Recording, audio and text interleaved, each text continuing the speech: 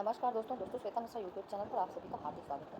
दोस्तों हमारे चैनल पर विद्यार्थी जीवन संबंधित महत्वपूर्ण खबरें होती हैं जो कि बहुत महत्वपूर्ण होती हैं और अथेंटिक होती हैं। सभी अथेंटिक खबरों के लिए आप हमारा चैनल सब्सक्राइब कर लीजिए अगर अभी तक आपने चैनल सब्सक्राइब नहीं किया है, और वीडियो में फुल लाइक करना बिल्कुल नहीं। इसी क्रम में आज की पहली खबर है, एक्स-रे टेक्नीशियन की भर्ती में डिग्री पर मची रात। 382 पदों पर चल रही भर्ती प्रक्रिया के तहत डिप्लोमा की जगह डिग्रीधारियों को भी किया गया शामिल। तो स्वास्थ्य विभाग में एक्सरे टेक्नीशियन की डिग्री को लेकर रात पड़ी है। प्रदेश में एक्सरे टेक्नीशियन की शैक्षिक योग्यता डिप्लोमा इन एक्सरे टेक्नीशियन, इसके बाद भी इस पद पर कई ऐसे लोगों की भर्ती कर ली गई है जिनकी योग्यता डिग्री इन रेडियोग्राफी है। तो उत्तर प्रदेश सेवा चयन आयोग की ओर से जारी एक्सरे टेक्नीशियन के विज्ञापन में शैक्षिक योग्यता डिप्लोमा इन एक्सरे टेक्नीशियन या समकक्ष रखा गया। साथ ही साथ प्रदेश स्टेट मेडिकल फैकल्टी में पंजीकरण भी अनिवार्य बताया गया। इसके बाद भी फरवरी 2023 में हुई एक्सरे टेक्नीशियन में 382 पदों पर चल रही भर्ती प्रक्रिया में डिप्लोमा की बजाय डिग्रियों को भी शामिल कर लिया गया है। इस मामले में एक अभ्यर्थी प्रवीण कुमार मौर्य ने मुख्यमंत्री, उप मुख्यमंत्री, प्रमुख सचिव को शिकायती पत्र भेजा है। इसमें पूरे मामले की जांच कराने और गलत तरीके से नियुक्ति करने वालों के खिलाफ कार्रवाई की मांग की है। हालांकि पूरे प्रकरण में स्वास्थ्य विभाग के जांच अधिकारी कुछ भी बोलने को तैयार नहीं है, वे जांच कराने की बात कह रहे हैं। तो एक्सरे टेक्नीशियन की जो भर्ती हुई है उसमें कुछ एजुकेशन कुछ और मांगा गया है, क्वालिफिकेशन, और लिया कुछ और गया है। तो इसमें एक अभ्यर्थी ने इसमें मुख्यमंत्री, उप मुख्यमंत्री और प्रमुख सचिव को शिकायती पत्र भेजा, शिकायत किया है। यूजीसी रेगुलेशन 2022 के तहत इस सत्र में होगा दाखिला। इलाहाबाद विश्वविद्यालय एवं कॉलेजों में कम होंगी पीएचडी की सीट। इलाहाबाद विश्वविद्यालय और कॉलेजों में पीएचडी की सीटें कम हो जाएंगी। विश्वविद्यालय अनुदान आयोग यानी कि यूजीसी के नियम के तहत पीएचडी की सीटों की संख्या कम की जाएगी। यानी कि अब इलाहाबाद और उससे संबंधित जो कॉलेज होंगे सभी जगह पीएचडी की सीटें कम की जाएंगी। ठीक ऐसे ही अगली खबर है, 46 कॉलेज में उपकरण के लिए 1 करोड़ 38 लाख जारी किया गया है। मुख्यमंत्री की घोषणा और राज्य सेक्टर के तहत नवनिर्मित 46 राजकीय महाविद्यालयों में पुस्तकों और प्रयोगशाला उपकरणों के लिए 1 करोड़ 38 लाख रुपए की धनराशि जारी की गई है। ठीक है, इसके बाद नीट पीजी एक ही पाली में कराई जाएगी। नीट की जो परीक्षा है वो एक ही पाली में कराने का आदेश दिया है। ठीक है, शीर्ष कोर्ट ने बोला कि 2 पाली में परीक्षा से मनमानी बढ़ेगी। एनबीई को परीक्षा केंद्रों की पहचान का निर्देश भी दिया है। अगली खबर है, सीबीआई ने 10वीं में बेसिक गणित लेने वाले छात्रों को की दूर की चिंता। 11वीं में पढ़ सकेंगे गणित, विज्ञान जैसे विषयों की पढ़ाई की राह होगी आसान। तो 10वीं की कक्षा में बेसिक बुनियादी गणित पढ़ने वाले विद्यार्थियों को 11वीं में गणित लेने की अनुमति दे दी है। यह सुविधा 2025 और 26 शैक्षणिक सत्र से लागू होगी। हालांकि विद्यार्थियों को इसके लिए अपने विद्यालय की अनुमति प्राप्त करनी होगी। उनके प्रधानाचार्यों को प्रमाणित करना होगा कि विद्यार्थी गणित विषय पढ़ने में की समझ और क्षमता रखता है। ठीक, आरओ पेपर लीक में एक गिरफ्तार। 1 साल बाद दबोचा गया आरोपी, प्रयागराज में दर्ज हुआ मुकदमा। एसटीएफ ने सहायक समीक्षा अधिकारी पेपर लीक गिरोह से जुड़े मेडिकल फर्म संचालक को गिरफ्तार कर लिया। करीब 1 साल से आरोपित फरार था। व्यापारी ने समीक्षा अधिकारी की नौकरी पाने के लिए 15 लाख में पेपर खरीदने का सौदा किया था। इसके बाद परीक्षा में भी शामिल हुआ। इस बीच पेपर लीक होने का मुकदमा 2 मार्च 2024 को प्रयागराज के सिविल लाइन थाने में दर्ज कराया गया। वो आरोपी अब पकड़ गया है।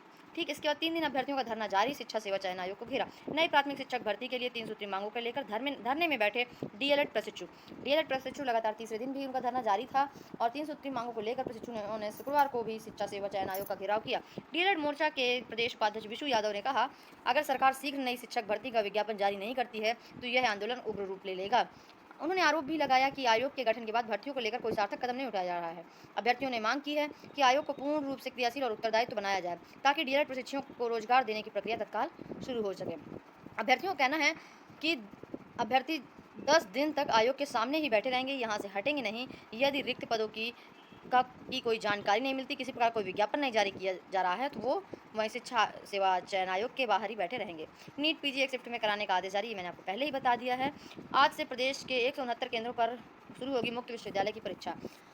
169 परीक्षा केंद्रों पर शनिवार से उत्तर प्रदेश राजेश टंडन मुक्त विश्वविद्यालय 2025 सत्र की परीक्षाएं शुरू हो रही हैं। तो ये परीक्षाएं सीसीटीवी कैमरे से लैस होंगी सभी, और परीक्षाएं 169 केंद्रों पर होंगी।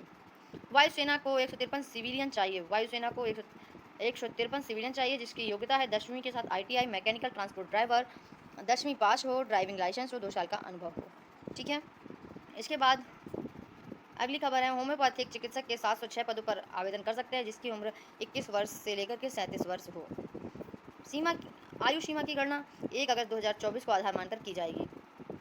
वैज्ञानिक सहायक के 23 पदों पर आवेदन का अवसर झारखंड से लगी हुई खबर है। झारखंड एसएससी के थ्रू है, 23 पदों पर भर्ती होनी है और इसको आप जा करके अप्लाई कर सकते हैं, इसमें लिंक दी हुई है। प्रदेश के 169 केंद्रों पर मुख्य विश्वविद्यालय परीक्षाएं आज से, ये भी मैंने आपको पहले ही बता दिया है। कुशीनगर में परिषदीय विद्यालयों के 20 शिक्षक बर्खास्त। कुशीनगर के बीएसए साहब ने 20 शिक्षकों को बर्खास्त कर दिया है, जिन्होंने यह त्रुटि की थी, कम अंक पा करके ज़्यादा अंक भरे थे, तो उन 20 शिक्षकों को बर्खास्त कर दिया है। और अभी कुछ शिक्षक और भी इसी रडार पर हैं, जिनकी अभी वो कार्रवाई चल रही है, जाँच चल रही है। यदि इसमें भी कोई आता है इसके अंडर में, तो फिर उन्हें भी बर्खास्त किया जा सकता है। पुनर्वास विश्वविद्यालय में प्रवेश के लिए पंजीकरण शुरू। डॉक्टर शकुंतला मिश्रा राष्ट्रीय पुनर्वास विद्यालय में शैक्षिक सत्र 25-26 के तहत सीयूईटी और पीजी व गैर सीयूईटी पाठ्यक्रमों के प्रवेश के लिए पंजीकरण शुरू हो गया। पंजीकरण की अंतिम तिथि 28 जून है। जो अभ्यर्थी अपना आवेदन विश्वविद्यालय की वेबसाइट के माध्यम से करना चाहते हैं वह कर सकते हैं। तो जिसको भी MA, MSc, MCom, MSW, LLM, MCA, MBA आदि करना है, तो वो डॉक्टर शकुंतला मिश्रा राष्ट्रीय पुनर्वास विद्यालय से कर सकता है।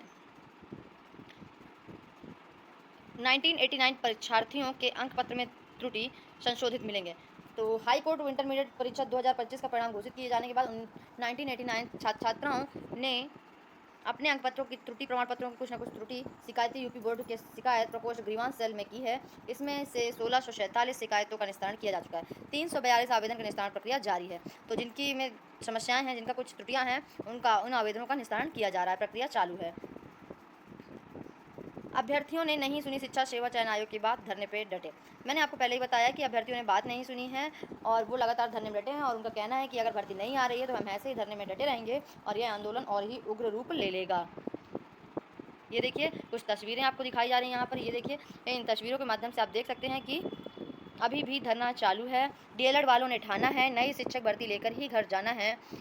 हैशटैग 97,000 शिक्षक भर्ती। अभ्यर्थियों का कहना है कि 97,000 शिक्षकों की भर्ती की जाए। रिक्त पदों की सूची मिलने पर ही जारी कर सकेंगे विज्ञापन। उप सचिव सुजीव मालवीय ने फोन कर छात्रों को बताया कि जब तक बेसिक शिक्षा विभाग की ओर से अध्याचन नहीं मिल जाता है, हम भर्ती का विज्ञापन नहीं जारी कर सकते हैं। क्योंकि आयोग का रिक्त पदों का सूचना नहीं है, उन्होंने कहा आयोग की अध्यक्ष लखनऊ गई हैं, जल्द ही कुछ सकारात्मक परिणाम आने की संभावना है, आप लोग 10 दिन इंतजार कर लीजिए। तो वहीं अभ्यर्थियों ने कहा है कि हम 10 दिन तक इंतजार आयोग के सामने ही बैठकर करेंगे, अर्थात 10 दिन के पहले वो लोग आयोग से धरना हटाने वाले नहीं हैं।